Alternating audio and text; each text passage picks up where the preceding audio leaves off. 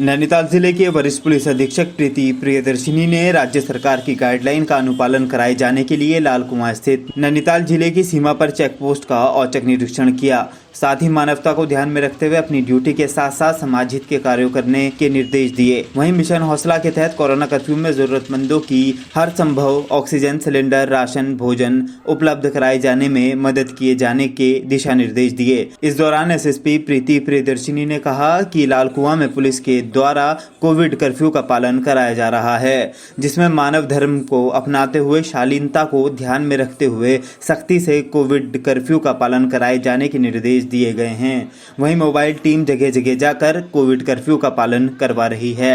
News space के लिए लाल कुआं से मुकेश कुमार की रिपोर्ट। को प्रेरित करने के लिए पुलिस विभाग लगातार काम कर रहा है। हमने जगह जगह पे बैरियर्स भी लगाए थे। इसके अलावा मोबाइल टीमें भी हमारी जो है वो कोविड कर्फ्यू का अनुपालन कराने के लिए लगातार काम कर रहे हैं। 24 घंटे की ड्यूटीज लगी हुई हैं सभी जगह। हम देख सकते हैं कि स्पेशली लाल कुआं क्षेत्र में हम लोग ये देखते हैं कि इसका अनुपालन काफी अच्छे तरीके से कराया भी जा रहा है। और जो कुछ एक लोग हैं जो इसमें उसका उल्लंघन कर रहे हैं तो उनके खिलाफ भी कार्रवाई की जा रही है। मैं देख रही हूँ लगातार चालान भी हम लोग कर रहे हैं। जो संगीन मामले उसमें हम लोग FIR भी कर रहे हैं। इसके अलावा हमें ये भी ध्यान में रखना है कि ये कर्फ्यू जो है ये एक दूसरे तरीके का कर्फ्यू है, लॉ एंड ऑर्डर वाला कर्फ्यू नहीं है। और इसमें लोग जो हैं बीमारी से भी पीड़ित हैं, कुछ बेरोजगारी से भी पीड़ित हैं, तो उसके लिए भी पुलिस अपनी तरफ से लोगों की जो भी मदद हो सकती है वो करने के लिए हम लोग पूरी तरीके से तैयार हैं। मिशन हौसला जो हम लोग कर रहे हैं, किसी भी तरीके की मदद यदि लोगों को चाहिए होती है तो वो हमारी 112 पे कॉल कर देते हैं, या जो हमारे हेल्पलाइन नंबर्स हैं 221 538 उस पर कॉल कर देते हैं, या पर्सनली अगर थानों के नंबर्स होते हैं उनके पास में तो उस पर भी कॉल करके लोग हर तरीके की मदद की गुहार लगाते हैं। और हम लोग हर संभव प्रयास करते हैं कि हम उनकी मदद कर सकें। पौड़ी जिले के विकासखंड पोखड़ा के मझगांव में 32 लोग कोरोना संक्रमित पाए गए हैं, जिसके बाद उप जिलाधिकारी संदीप कुमार के नेतृत्व में प्रशासन की टीम ने मौके पर जाकर पूरे गांव को कंटेनमेंट जोन घोषित कर दिया। सभी पॉजिटिव पाए गए लोगों को होम आइसोलेट करते हुए गांव में मेडिकल टीम तैनात की गई है। उप जिलाधिकारी ने कहा कि सभी संक्रमितों का उपचार शुरू कर दिया गया है। सूत्रों से प्राप्त जानकारी के अनुसार मझगांव में 2 मई को विवाह समारोह संपन्न हुआ था। ग्रामीणों को स्वास्थ्य संबंधी समस्याएं आने पर 12 मई को गांव में 97 लोगों की RT-PCR की सैंपलिंग की गई थी, जिसमें 32 लोग कोरोना संक्रमित पाए गए थे। न्यूज स्पेस के लिए चौबट्टा खाल से भगवान सिंह की रिपोर्ट। आज तहसील चौबट्टा खाल के विकासखंड पोखड़ा के अंतर्गत स्थित मझगांव में लगभग 32 लोग कोरोना पॉजिटिव आए हैं। गत 12 मई को यहां पर हमने सैंपलिंग हैंडल की थी, जिसमें लगभग 97 लोगों का सैंपल कलेक्ट हुआ था।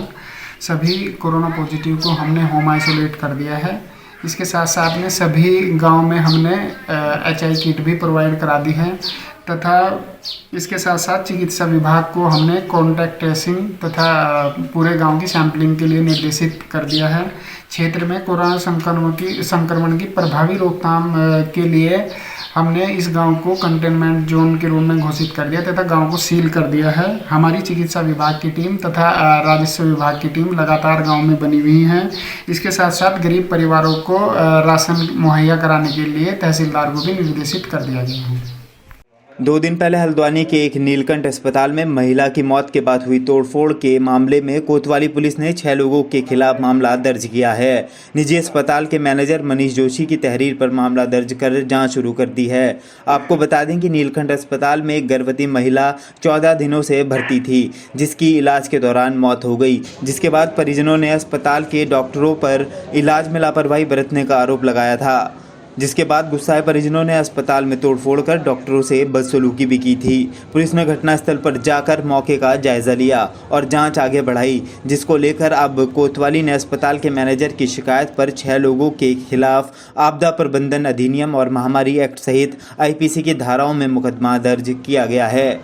न्यूज स्पेस के लिए हल्द्वानी से मुकेश कुमार की रिपोर्ट। नीलकंठ हॉस्पिटल में एक पेशेंट 14 दिन से भर्ती थी, उसका इलाज चल रहा था। स्थिति उसकी काफ़ी क्रिटिकल थी। डॉक्टर के द्वारा उनके परिजनों को बताया भी गया था। उस पेशेंट के इलाज के दौरान मृत्यु हो गई। इस पे उसके जो घर वाले थे वो काफ़ी आक्रोशित हो गए। परिजनों ने अस्पताल में उसके बाद तोड़फोड़ की और वहाँ पे काफ़ी अफरा तफरी का माहौल बन गया। मनीष शर्मा जोशी जो उसके मैनेजर हैं अस्पताल के, उनकी तहरीर के आधार पे कोतवाली हल्द्वानी में मुकदमा पंजीकृत किया गया है इन लोगों के खिलाफ। इसमें आईपीसी की जो तमाम धाराएं हैं उसमें और आपदा प्रबंधन अधिनियम, महामारी एक्ट और मेडिकल प्रोटेक्शन एक्ट, इसमें इनके खिलाफ मुकदमा पंजीकृत किया गया है। इनके खिलाफ अग्रिम विधिक कार्रवाई जारी है। इसमें 5-6 लोग जो उनके तीमारदार थे, जिनके द्वारा वहाँ पे हंगामा किया गया था, तोड़फोड़ की गई थी, अभद्रता की गई थी, उनके विरुद्ध ये मुकदमा पंजीकृत किया गया है। सूफीज़्म का बड़ा मरकज़ हज़रत अलाउद्दीन अली अहमद साबरी पाक के 16वें सज्जादा नशीन शाह मंसूर एजाज कुद्दूसी साबरी 78 वर्ष की उम्र में दुनिया को अलविदा कह गए। सज्जादा नशीन शाह मंसूर साहब ने देहरादून के मैक्स अस्पताल में देर रात अंतिम सांस ली। सज्जादा नशीन के देहांत की खबर से देश विदेश में मौजूद उनके मुरीदीन में शोक की लहर दौड़ गई। जानकारी के मुताबिक विश्व प्रसिद्ध दरगाह हज़रत मखदूम अलाउद्दीन अली अहमद साबिर पाक के 16वें सज्जादा नशीन शाह मंसूर एजाज कुद्दूसी साबरी का जन्म आज़ादी से पूर्व 1943 में पिरान कलियर में हुआ था। शाह मंसूर साबरी के वालिद मोहतरम शाह एजाज अहमद साबरी के देहांत के बाद 1984 में शाह मंसूर साहब को दरगाह साबिर पाक का सज्जादा नशीन बनाया गया था। तब से आज तक करीब 37 साल मंसूर मियाँ ने सज्जादगी के फ़राइज़ों को अंजाम दिया। सज्जादा नशीन शाह मंसूर मियाँ हिंदी, उर्दू, अरबी की तालीम हासिल रखते थे और हिंदुस्तान के तमाम शहरों के साथ साथ दीगर मुल्कों में भी सूफीज़्म का प्रचार प्रसार किया करते थे। सज्जादा नशीन दरगाह साबिर पाक में साप्ताहिक ख़त्म शरीफ और उर्स में होने वाली तमाम मुख्य रसूमात को अदा करने के साथ साथ दरगाह हज़रत अब्दुल कुद्दूस गंगोही रहमतुल्लाह अलैह, दरगाह हज़रत शमशुद्दीन तुर्क पानीपत व दीगर दरगाहों पर भी रसूमात को अंजाम देते थे। सूफीज़्म को बढ़ावा देने के लिए सज्जादा नशीन शाह मंसूर मियाँ ने विभिन्न जगहों पर जश्न साबिर पाक मनाने की परंपरा को शुरू कराया, जो बदस्तूर जारी है। सज्जादा नशीन शाह मंसूर साहब मृदभाषी, मिलनसार, सहज, सरल स्वभाव और नेक दिल इंसान थे। गरीबों की मदद करना, छोटों को अच्छी नसीहत करना उनका स्वभाव था। बीते 2005 में सज्जादा नशीन शाह मंसूर मियाँ को पैरालिसिस हुआ, तभी से वह बीमार चल रहे थे।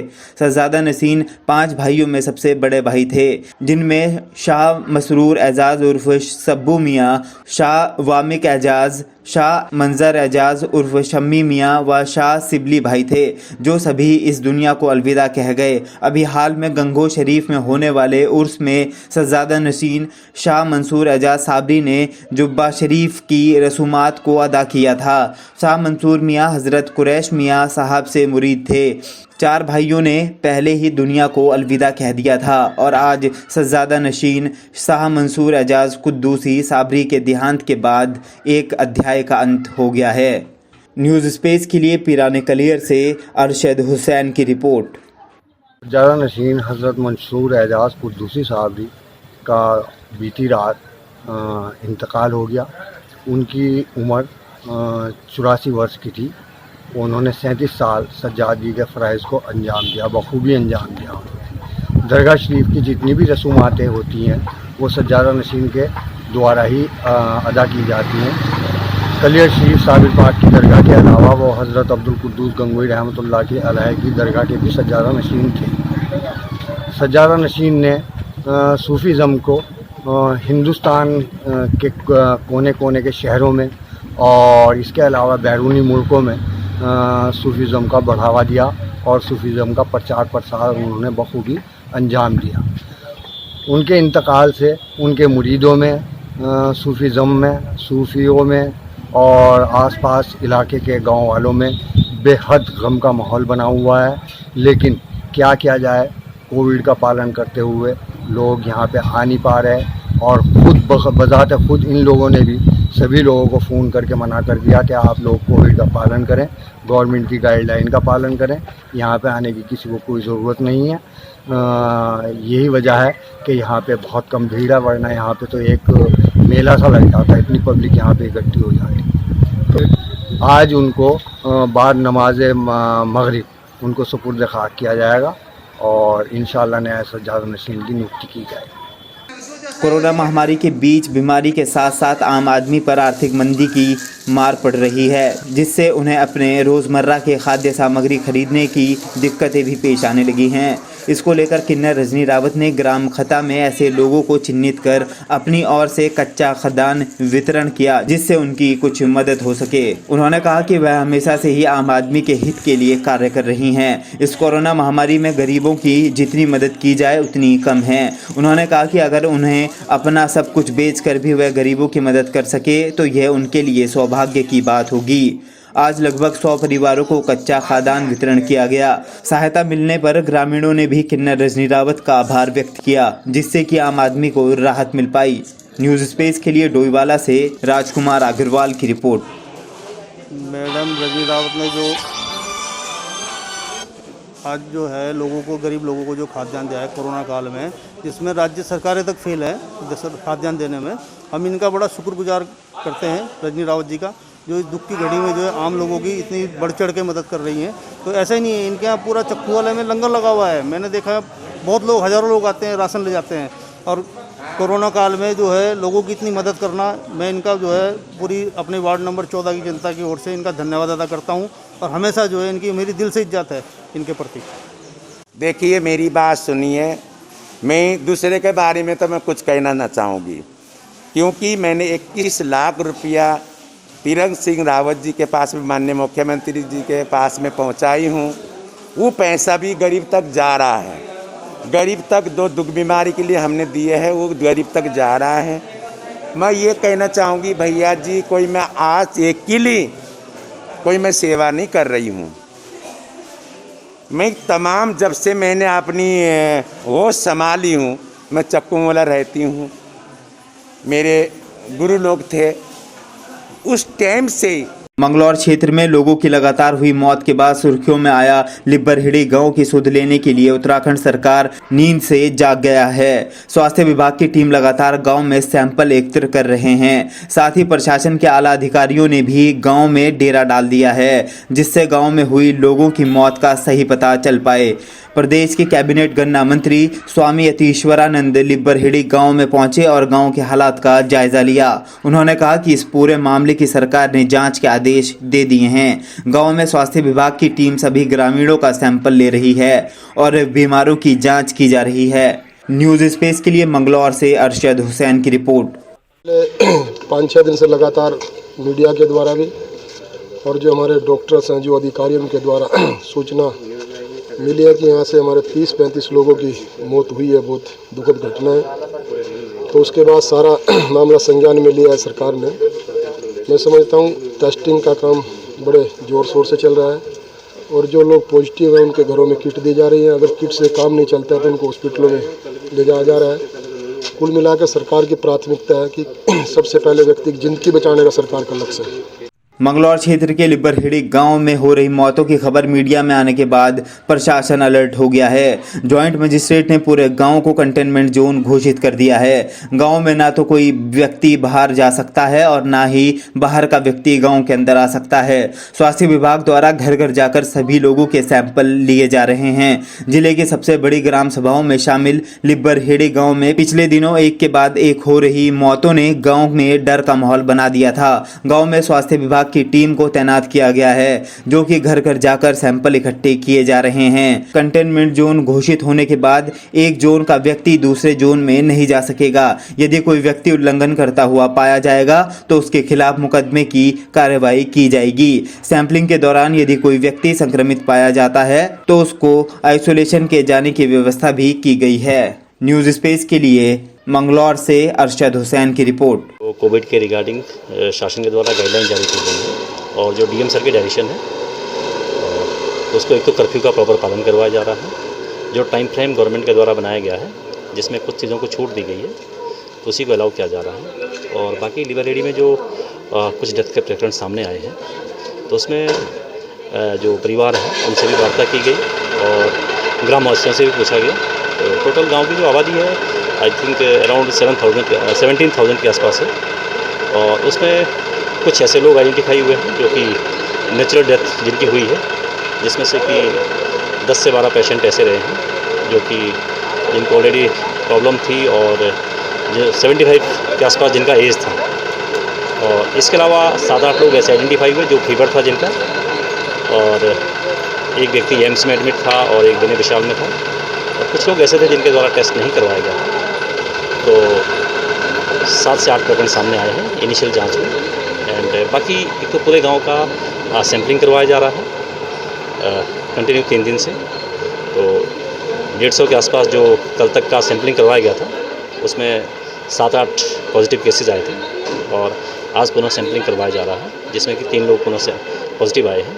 तो एक तो गांव को बाहर के जितने भी लोग हैं उनकी आवाजाही बंद कर दी गई है, कंटेनमेंट जोन घोषित किया गया है और बाकी आशाओं के माध्यम से एनएम के माध्यम से डोर टू डोर सर्वे करवाया जा रहा है और जो लोगों की बेसिक नीड्स है, चाहे राशन इत्यादि है या सब्जी है, उन चीज़ों की प्रॉपर सप्लाई करवाई जा रही है।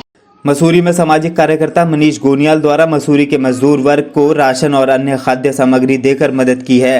मसूरी में मनीष गोनियाल के द्वारा किए जा रहे सामाजिक कार्यों से काफी जनता और गरीब व मजदूर लोग काफी प्रभावित हैं। मसूरी मजदूर संघ महामंत्री गंभीर पवार और वीरेंद्र रसवाल ने कहा कि कोरोना काल में ना तो सरकार और ना ही क्षेत्रीय जनप्रतिनिधि उनकी सुध ले रहे हैं, परंतु सामाजिक कार्यकर्ता मनीष गोनियाल द्वारा उनकी विभिन्न माध्यमों से मदद की जा रही है। मनीष गोनियाल लगातार उनकी राशन और अन्य खाद्य सामग्री देकर मदद कर रहे हैं, जिसका वह मनीष का आभार व्यक्त करते नजर आ रहे हैं। मनीष गोनियाल ने बताया कि पिछले साल कोरोना काल में लोगों के साथ खड़े रहे वह गरीब रिक्शा चालक, मजदूर, टैक्सी चालकों को राशन व अन्य सामग्री देकर उनकी मदद की गई।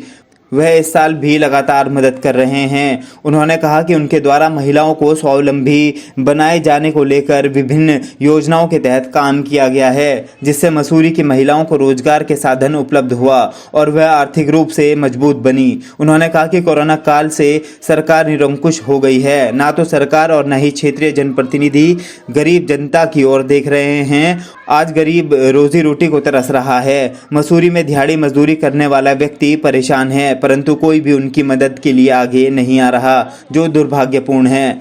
उन्होंने कहा कि वह सामाजिक कार्य करने में विश्वास रखते हैं और निस्वार्थ होकर लोगों की लगातार मदद कर रहे हैं, जो वह आगे भी करते रहेंगे।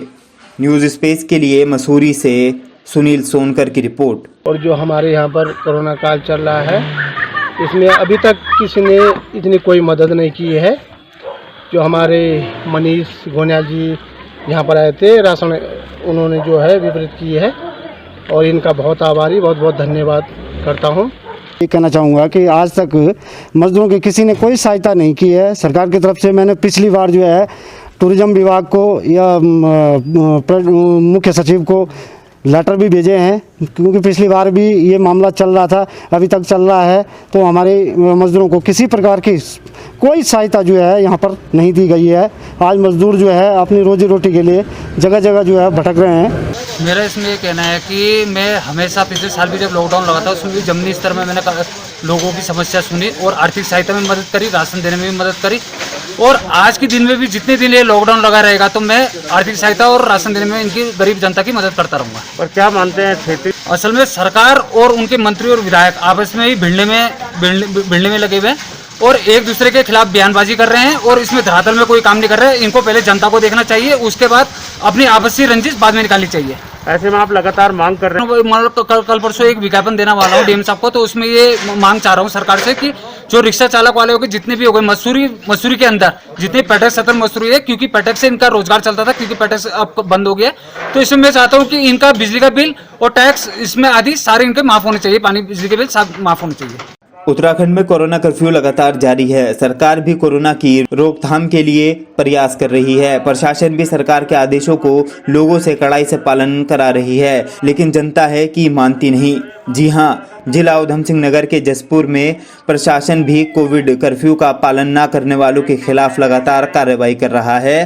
काशीपुर एडिशनल एसपी प्रमोद कुमार ने बताया कि सरकार ने कोविड कर्फ्यू लगाया हुआ है और गाइडलाइन भी जारी की गई है। प्रशासन लगातार कोविड कर्फ्यू का लोगों से पालन करा रहा है और जो लोग इसका पालन नहीं कर रहे उनके खिलाफ कार्रवाई भी की जा रही है। उन्होंने कहा कि लगातार कोरोना संक्रमित मरीजों का ग्राफ कम हो रहा है। जो मरीज सीरियस थे उसमें भी कमी आई है। इसका श्रेय जनता को जाता है जिन्होंने हमारी अपील को सुना। और वहीं एडिशनल एसपी ने जनता से अपील करते हुए कहा कि कोविड कर्फ्यू का पालन करें, इससे हमें भी और जनता दोनों को फायदा है। न्यूज़ स्पेस के लिए काशीपुर से वसीम अहमद की रिपोर्ट। तो उसके बाद आपने देखा होगा कि पुलिस और प्रशासन के द्वारा हमारी मेडिकल टीम है और भी जो हमारे वॉलंटियर्स हैं उनके द्वारा जो दिन रात जो अथक मेहनत की गई है कोविड कर्फ्यू का पालन करवाने में, और जिन लोगों के द्वारा कोविड कर्फ्यू का उल्लंघन किया गया उनके विरुद्ध कार्रवाई भी की गई है।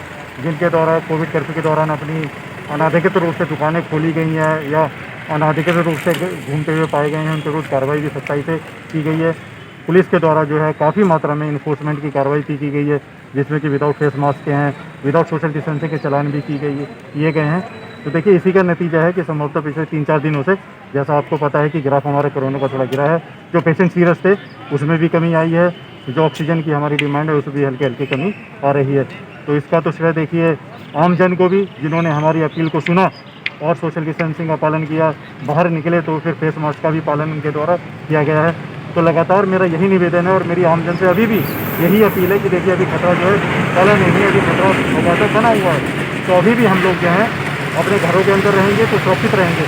बाहर अगर कोई मेडिकल इमरजेंसी तभी निकले और फेस मास्क का जरूर प्रयोग करें, और साथ ही साथ अगर आपको कोई सामान लेना जाना हो तो सोशल डिस्टेंसिंग का सेवा पालन करें। कालाडूंगी के वरिष्ठ भाजपा नेता एवं पूर्व प्रशिक्षण प्रमुख मनोज पाठक द्वारा विधानसभा क्षेत्र में कोरोना संक्रमण को फैलने से रोकने के लिए योजनाबद्ध तरीके से ग्रामीण क्षेत्रों को सैनिटाइज करने का अभियान चलाया जा रहा है। वहीं मनोज पाठक द्वारा सैनिटाइजेशन दल के साथ स्वयं उपस्थित रहकर विभिन्न क्षेत्रों में सैनिटाइजेशन कर आमजनों को घर पर ही रहकर कोरोना की चेन तोड़ने में सहयोग करने की अपील की जा रही है।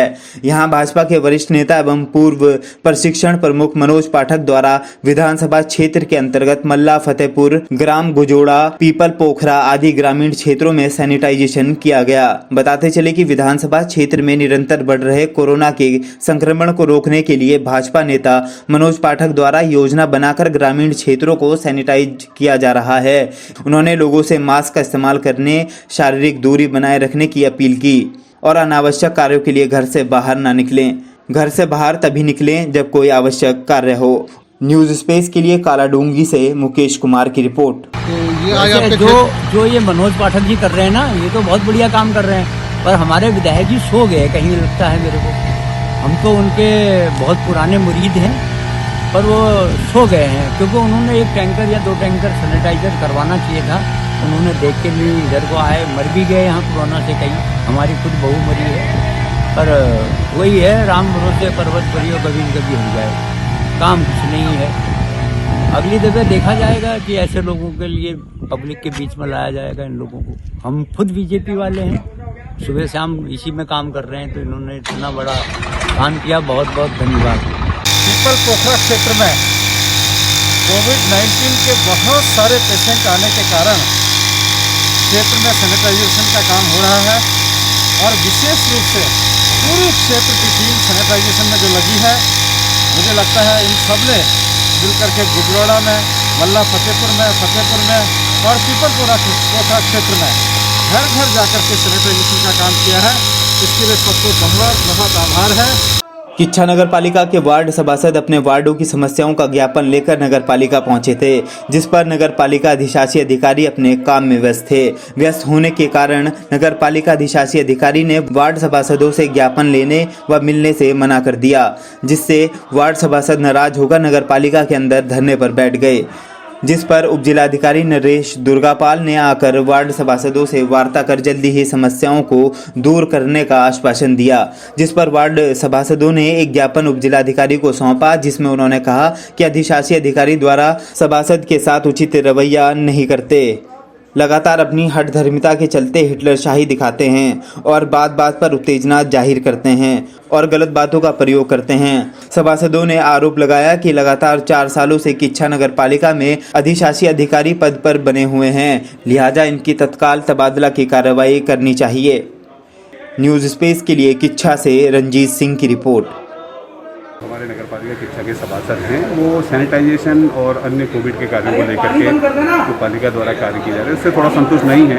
उनकी कुछ जायज़ शिकायतें हैं कि जब भी सैनिटाइजेशन होता है तो हमको पता नहीं होता है, और जो और भी कोविड के काम हमारे वार्ड में हो रहे हैं तो बिना वार्ड मेंबर की सहमति या पूछा नहीं जा रहा है। तो वो थोड़ा सा कम्युनिकेशन गैप है ये और उनके बीच में, उसको मैं सॉर्ट आउट कर रहा हूँ। जल्दी से कल इनको बिठा करके एक प्लान चॉकआउट करेंगे और सभी वार्ड मेंबर की सहायता से इनके वार्डों में ही सैनिटाइजेशन इन्हीं के द्वारा कराएंगे। आज हम सभी सभासद लोग अपने अपने वार्डों की समस्याओं को लेकर अधिशासी अधिकारी से मिलने आए थे, मगर अधिशासी अधिकारी ने हमारी किसी भी मांग को न सुनते हुए अपना केबिन अंदर से बंद कर दिया और हमारी जायज़ मांगों को सुनने से मना कर दिया। इससे आज हमने एसडीएम साहब को मौके पर बुलाया, अपनी बेनती रखी, वो मौके पे आए, उन्होंने हमारी जल्द समस्याएं सुनने के लिए कल एक कोर बैठक बुलाने का निर्णय लिया है। मसूरी एमपीजी कॉलेज की आवासीय भूमि पर कुछ लोगों द्वारा कब्जा किए जाने को लेकर अखिल भारतीय विद्यार्थी परिषद और सामाजिक कार्यकर्ता बिल्लू वाल्मीकि ने गढ़वाल आयुक्त, जिलाधिकारी और कॉलेज प्रबंधन से शिकायत की है। उनके द्वारा कॉलेज के आवासीय भवन पर कब्जा किए जाने को लेकर तत्काल जांच कराने की मांग की है। अखिल भारतीय विद्यार्थी परिषद के नगर मंत्री आदित्य पटियाल ने कहा कि अगर जल्द ही कॉलेज के आवासीय भवन पर पूरे कब्जे को नहीं रोका गया तो उसको लेकर अखिल भारतीय विद्यार्थी परिषद सड़कों पर उतरेगी। वहीं उन्होंने पालिका अध्यक्ष अनुज गुप्ता पर भी गंभीर आरोप लगाए हैं। उन्होंने कहा कि पालिका अध्यक्ष अनुज गुप्ता अपने रसूख का फायदा उठाकर अपने खास लोगों को सरकारी संपत्तियों पर कब्जा कराया जा रहा है, जिसका उदाहरण मसूरी एमपीजी कॉलेज का आवासीय भवन है। पालिका अध्यक्ष अपने अधिकारों का दुरुपयोग कर अपने चहेते को इस भवन को देने की साजिश रच रहे हैं। वह कॉलेज के आवासीय भवन को दिए जाने को लेकर कॉलेज प्रबंध समिति की अनुमति भी नहीं ली गई है। उन्होंने कहा कि अगर कॉलेज की कोई भी संपत्ति किसी प्रकार से खुर्द-बुर्द की जाती है तो उसको लेकर अखिल भारतीय विद्यार्थी परिषद सड़कों पर उतरने के लिए मजबूर होगा। न्यूज़ स्पेस के लिए मसूरी से सुनील सोनकर की रिपोर्ट। कॉलेज की संपत्ति ये हमारा हॉस्टल हुआ करता था। 1963 से लेकर 1998 तक जो है एज हॉस्टल चला है। उसके बाद ऊपर जो है हमारी एक स्टाफ रहते थे, प्रोफेसर उषा मैडम, वो रिटायर हो गई हैं। और उसके बाद ये हमारे जो था यहाँ पे होटल मैनेजमेंट खोलने के लिए प्रस्तावित है, जो कि पास भी हो रखा था। तो उसमें एक धरोहर राशि जमा करनी थी, उसकी बात थी। तो अध्यक्ष जी ने कहा था अभी कि भाई हमारा कोई एक आदमी यहाँ पे कुछ समय के लिए वो था, तो बात हुई थी दूसरी जगह के लिए। तो ये जो कैबिन वैबिन बने थे ये 2 दिन में तोड़ ताड़ दिए। हमारे संज्ञान में अब आया है ये जो यहाँ पे कंस्ट्रक्शन हुआ है, तो उसका हम संबंधित जितने भी हमारे ऊपर अधिकारी हैं उन मानना यह है कि जो महाविद्यालय की संपत्ति है वो महाविद्यालय के ही कार्यों में आनी चाहिए, क्योंकि जो हमारी मान्यता मिली है वो इस पूरी संपत्ति के आधार पर उसकी मान्यता मिली। पालिका का नगर पालिका पे सिर्फ एक ही कॉलेज है मसूरी में, एमपीजी कॉलेज, जिसकी ज़मीन इतनी अभी खाली है, इतनी है जो सुधारी जा सकती है, परंतु सुधारने के अलावा अध्यक्ष जी, नगर पालिका अध्यक्ष जी बिल्कुल विपरीत जा रहे हैं। वो अपने निजी स्वार्थ के लिए अपने चुनिंदा लोगों को ये ज़मीन दे रहे हैं, जिसकी संज्ञान जैसे ही हमारे संज्ञान में आया तो इसकी हमने शिकायत हमारे प्राचार्य जी से करी, उसके गढ़वाल आयुक्त से करी और मांग करी कि तत्काल ये कार्य रोका जाए।